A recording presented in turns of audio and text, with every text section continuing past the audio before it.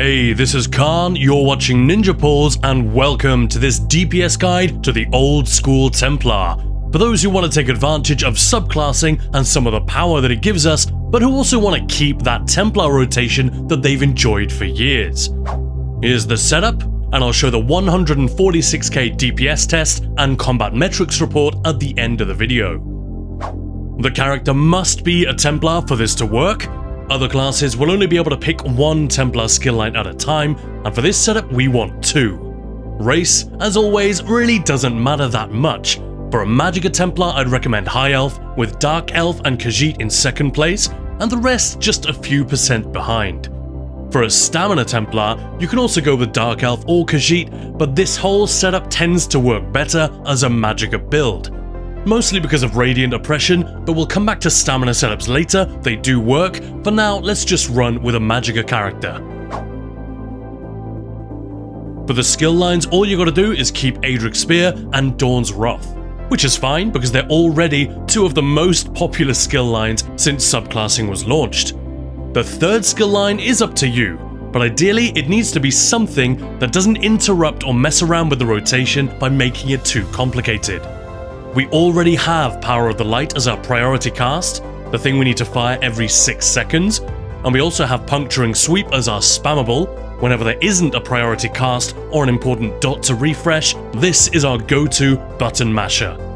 Solar Barrage, which doesn't deal a ton of damage on its own, but which boosts all our class abilities by 5%, not just our Templar abilities, but every class ability. So whatever we pick as our third skill line will also inherit that extra damage.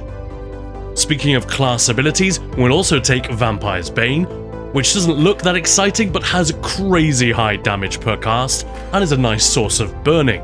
And of course, Radiant Oppression to use below 35%. Now, you can obviously experiment with the third skill line, but we could use something to help our sustain, since we want to be able to use the Banner Bearer to buff all of our direct damage, with the Shock, Class Mastery, and Heroism scripts. Although you can tweak that last one if you like. On the dummy, you can use Brutality and Sorcery instead of Heroism, and get Heroism from potions instead, for example. But in groups, you should be getting Brutality and Sorcery from a tank with igneous weapons. So with the Shock banner in mind, I took the obvious, simple and powerful choice and grabbed Assassination. Partly for the passives, but also for the ultimate and for Relentless Focus, the Stamina Morph, to take pressure off our Magicka throughout the fight until execute. And with the banner buffing all of our direct damage, that now includes Power of the Light, Puncturing Sweep, Oppression, Relentless Focus and our ultimate, plus the upfront hit from Vampire's Bane, and the upfront hit from Stampede, which we will also use to buff our direct damage with the Maelstrom 2H. By the way, with all these buffs working together, our direct damage is now going to be 84% of the total, which is pretty insane. We'll take Shooting Star as our opening ult, Barbed Trap to fill in the gap, and we're done. I'll be completely honest, I did not do a ton of testing for this video because this setup is kinda niche. I just wanted to make sure that it worked, and then I pushed it to get as much damage as possible as quickly as possible. So I'm sure there's more DPS hiding in there, maybe as much as 150k. But in my testing, this hit just over 146k damage per second on the dummy, which is still lagging behind most of the typical cleave heavy trial setups in Update 47, which are hitting anything from 150 to 160 in test conditions, and it is way behind the more single target focused setups, which can break 175k DPS. I just want to be clear about that. This deals good damage and it's fun to play, but it is not going to be super competitive if you're surrounded by players who are following the current meta. Then again, in content, we should get Brutality and Sorcery from igneous weapons, we might replace Trap with another ground dot, and if someone else is running the banner, then we have room for things like Quick Cloak, Camouflaged Hunter, or Inner Light to boost our damage and make sustain even easier. Dummy numbers do tell us a lot, but they're obviously not the whole story. For the gear, it's hard not to recommend Tideborn when 84% of our single target damage is direct. Against multiple targets, that ratio would probably go up, although if you change the setup and start adding in more dots, the logic changes. But this set is a good choice for most encounters, ideally on the body. Plus, it's crafted, so you don't need to farm, buy, or collect anything, and you can make a couple of extra pieces in light armor just in case you need better Magicka sustain. As for the Minor Slayer set, Null Archer is a pretty good all-rounder. It's not ideal for fights with multiple bosses or a lot of adds, as the proc damage does not increase with more targets, and it can easily hit some random enemy that you don't care about instead of hitting the boss. In those cases, you can switch to Ansul or maybe Caspian. Every fight is different, but you can't go far wrong with Null Archer or Ansul as your default set. If you've been playing Templar for a while, you've probably got a set of Deadly Strike sitting in your inventory, and right now you're wondering if you can just use that. Yes, you can, but check your damage ratios. Deadly only buffs channels and dots, and there's much less of that in our rotation than there used to be. It does nothing for Power of the Light, our ult, Burning Light, Focus, or the Null Archer proc. In fact, Deadly Strike only boosts about half of our damage, so that 15% becomes 7.5%, roughly. Tideborn, by contrast, is more like 9%, but that's not a huge gap, so feel free to stick with Deadly if you want.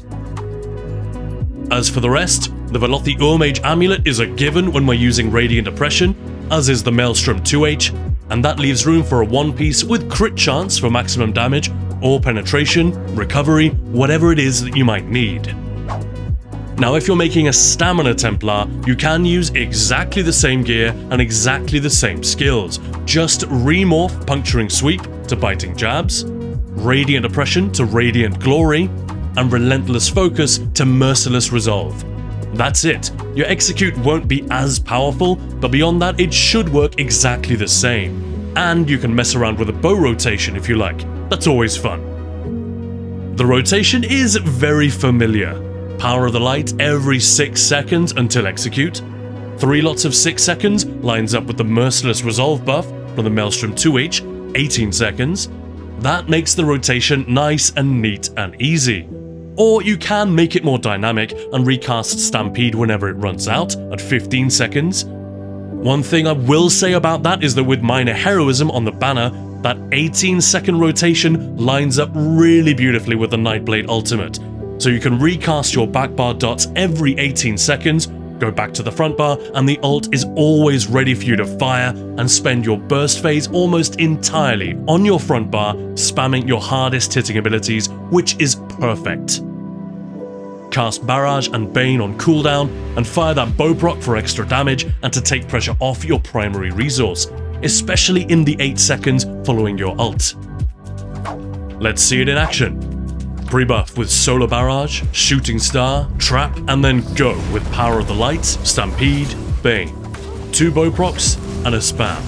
Power of the Light, spam, spam, and so on. Be strict about keeping up that 6-second rhythm, and when your ult rolls back around, maybe hold it until after you've refreshed Stampede and Trap. With Heroism and good weaving, plus the ultigen from the Prism passive, your ult should come around pretty much every 18 seconds. So you can cast it at exactly the same point in each sequence, which is insanely good. Not just because it's convenient, but because it lets us focus almost exclusively on pushing our big, direct damage abilities while the 20% damage boost is active and our dots are just ticking away in the background.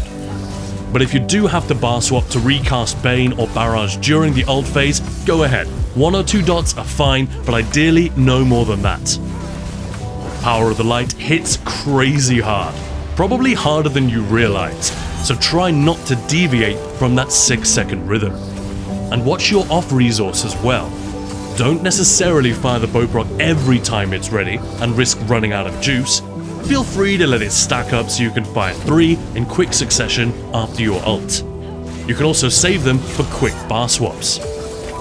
By the way, you definitely want to be using tri-stat potions here. I'm using Heroism potions on the dummy, but like I said, in content, you should have Heroism on the banner and Brutality and Sorcery from Igneous.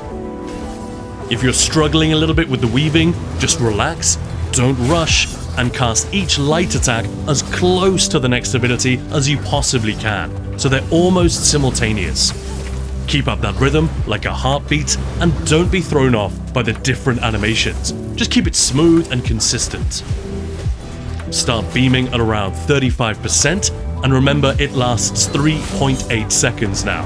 Just count to 4 in your head if it helps. Use Power of the Light to bar swap smoothly. Keep up your dots and buffs as best you can, so ideally they'll run to the very end. But after about 15%, don't recast anything except Stampede and Barrage, and then just beam your way to victory. There we go. 146k DPS was the highest I got here with a Magicka Templar. Not a crazy high figure, but like I said, this setup and this video are intended for people who want to use this rotation. It's not designed with meta chasing in mind. Still, it is pretty good. Just remember to make tweaks for different fights and maybe even different groups that you find yourself in, so you're always pulling your weight and kicking as much ass as possible. I hope you found this short guide useful. Let me know in the comments. Please remember to share the video and support Ninja Pulls if you want us to keep making content like this. You can always catch us on Twitch, Discord, Ko-fi and Patreon. We depend entirely on your generous support, so thank you so much. And with that, I'll be back at you next time with another Update 47 DPS guide. Thanks for watching and happy beaming.